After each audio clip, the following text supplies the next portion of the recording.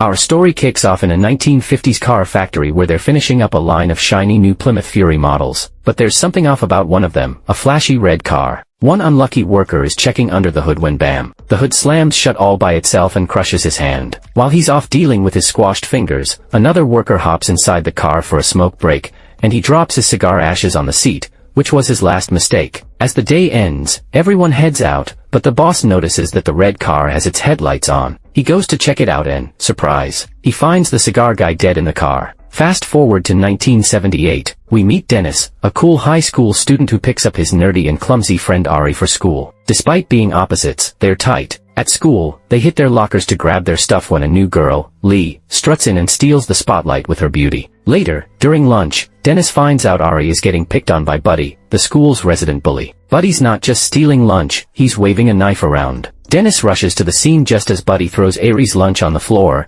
making him slip and lose his glasses. Not done yet, Buddy stomps on the glasses for good measure. But while Buddy's laughing, Dennis lands a perfect punch to his face and disarms him. Just then, a teacher shows up and busts Buddy, who gets expelled immediately for keeping a knife. After school, Dennis and Ari are driving home when Ari spots an old, beat-up car in front of a house, a red Plymouth Fury, the very same car from the factory incident. Ari is instantly obsessed. The car's owner, old George, pops out and says the car is named Christine, and it belonged to his brother who died just weeks ago. George wants to get rid of it, and Ari jumps at the chance to buy it for $250, despite Dennis warning him it's a junk heap. Ari heads home to tell his parents about his new ride, but his strict mom is not having it. She demands he get rid of the car, but Ari stands his ground, saying he bought it with his own money and he's not giving it up. This leads to a family standoff, and Ari storms out, taking Christine to a nearby garage. At the garage, they meet Will, a grumpy old mechanic who isn't thrilled to see them but agrees to let them keep the car there overnight. On the way home, Dennis asks why Ari bought such a wreck of a car.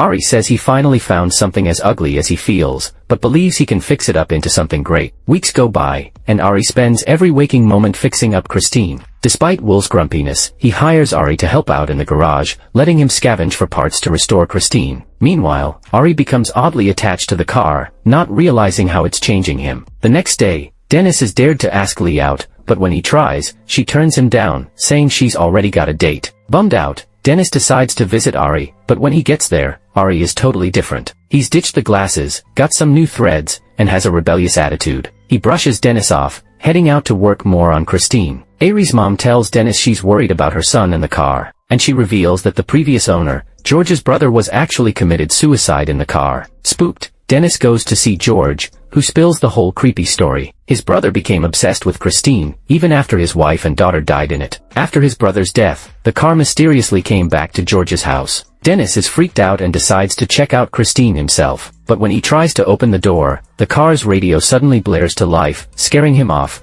causing Dennis to run away before anyone notices. The next morning, Ari shows up at the school stadium with his car, Christine, looking brand new. Dennis is in the middle of an important football move when he spots Ari arriving in style, and guess who's with him? Lee, the new girl. They hop out of Christine and share a big, dramatic kiss right in front of everyone, including Buddy and his goons. Dennis is so shocked and confused that he completely loses focus, and a rival player seizes the moment, smashes into Dennis, and knocks him out cold. Dennis wakes up days later in the hospital, all banged up with a cast on his leg and a neck brace. Ari shows up to check on him, and they start chatting like old pals again. Dennis drops the bombshell. He's done with football forever because of the injury and nearly ended up paralyzed. He also asks how Ari managed to fix Christine so fast, but Ari just brushes it off, saying he worked hard. But Dennis can't shake the feeling that his friend is turning into a different person. Something's off about him. That evening, Ari takes Lee to a drive-in movie for some romantic time. Things are heating up, but Lee suddenly pulls away and steps out of the car,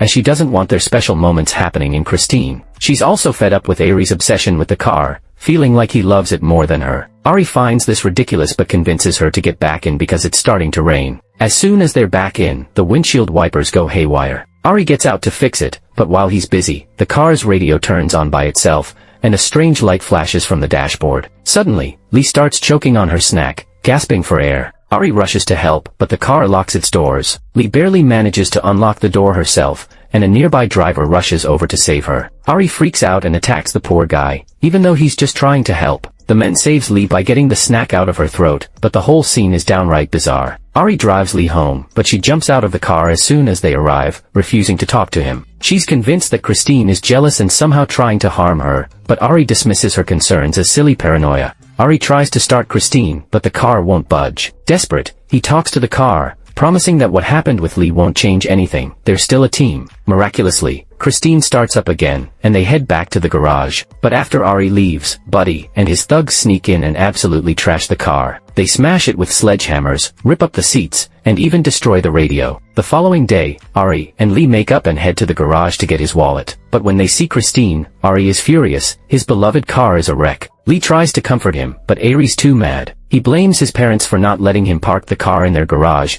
and when they offer to help him buy a new car, he completely loses it. He storms off after saying some nasty things to his parents, and when his dad tries to discipline him, Ari fights back, nearly hurting him. Later that night, still obsessed with Christine, Ari returns to the garage, determined to fix her. But to his shock, the car starts repairing itself, like, literally putting itself back together piece by piece. Ari is amazed and asks Christine to show him more, and the car fully restores itself, as if nothing ever happened. Meanwhile, one of Buddy's goons, Moochie, is hitchhiking when he hears a car engine behind him. It's Christine. She creeps up on him, and Moochie panics, thinking Ari is inside. He tries to run, but Christine chases him down, almost playing with him. Moochie finds himself cornered in a narrow alley with no escape. He pulls out a pocket knife, but Christine doesn't care. The car squeezes into the alley without caring about damage, and crushing Moochie to death. The next morning, Ari visits Dennis and casually mentions what happened to Moochie. Dennis finds the whole thing super suspicious, especially since Christine is back to perfect condition after being destroyed. Ari just shrugs and walks off, but as he's leaving, Detective Jenkins stops him. Jenkins says he's investigating who trashed Ari's car and the mysterious death of Moochie,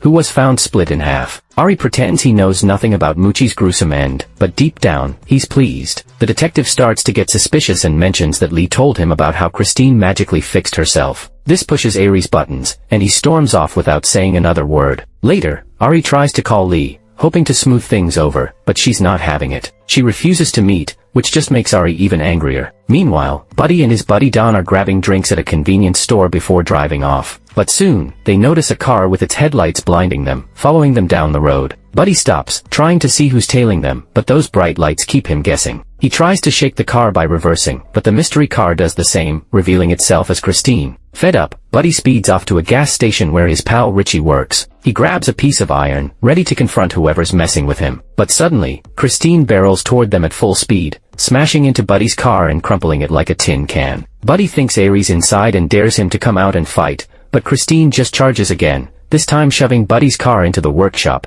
trapping Don inside. Gasoline leaks from the wrecked car, reaching Richie's feet. The whole place catches fire, and when the gas meets the flames, the entire garage explodes, taking Richie with it. Buddy barely escapes, but Christine, now a flaming inferno on wheels, chases him down the dark road and runs him over, leaving his burning body behind. Later, Old Will hears a car coming and opens his garage doors to find Christine, still smoking from the flames. This puzzles him because Ari had supposedly taken the car to do a job for him. Sensing something's off, Will grabs his shotgun and cautiously approaches the car. The metal is scorching hot, so he uses an old rag to open the door, only to find no one inside. Creeped out but determined, Will climbs in to investigate, and Christine takes advantage of this by locking him inside and crushing him against the dashboard with the seat. The next day, Ari shows up at the garage to find it swarming with police. Detective Jenkins is there, telling Ari that they found his boss is dead inside Christine. And the weirdest part is it looks like he took his own life, with a shotgun found in the car. Ari plays dumb but secretly suspects Christine is behind it,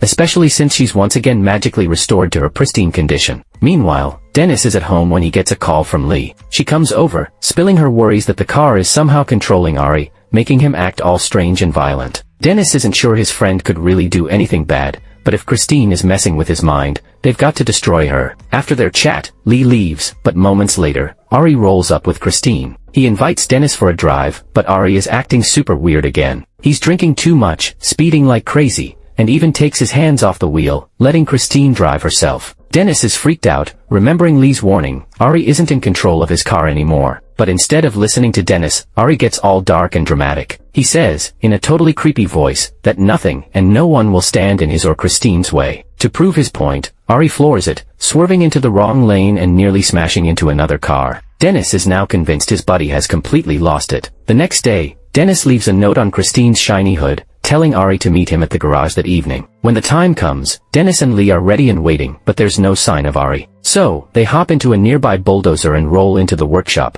ready to smash Christine to bits. They agree that Lee will hide in the office and close the gate when Ari arrives, giving Dennis the green light to crush Christine. The plan seems solid, but there's one problem. Christine has been hiding in the workshop the whole time, camouflaged among the rubble. Suddenly, her headlights flicker on, and she charges at Lee, ready to turn her into roadkill. Lee, with ninja-like reflexes, grabs onto a hanging tire and dodges just in time. But Christine's not giving up that easily. She goes for another attack. This time, Dennis blocks her with the bulldozer's claw, saving Lee from becoming a human pancake. Christine backs up and takes her place at the far end of the workshop, while Dennis gears up the bulldozer at the opposite end. It's a showdown, machine versus machine, and it's clear that Christine isn't just driving herself. Ari is inside, completely under her spell. The car suddenly flashes her headlights, and in a blink, repairs herself completely, like some freaky robot from a sci-fi movie. To make things worse, the bulldozer decides to take a nap and stalls. As Dennis frantically tries to restart it, Christine speeds toward the office, hell-bent on getting rid of Lee for good. The car crashes into everything in her path, but instead of hitting Lee, the impact sends Ari flying through the windshield. Lee rushes over, only to have Ari pop up and grab her in a last-ditch scare. But he's badly injured, with a huge piece of glass sticking out of him. In his final moments, Ari tries to reach out to his beloved Christine but succumbs to his injuries. Lee tries to get away, but Christine isn't done yet. In a final act of vengeance, the car backs up and tries to ram her. Lee dodges at the last second,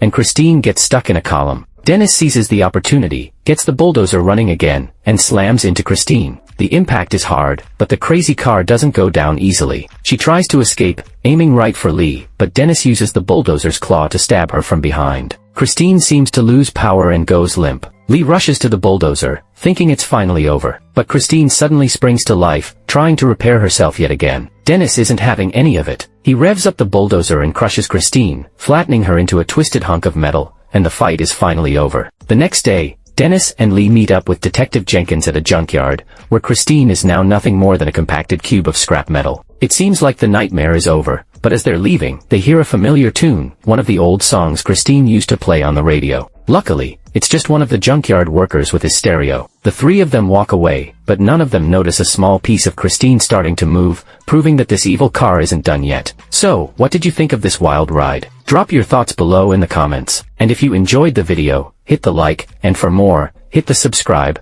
I'm sure we'll meet again in next video.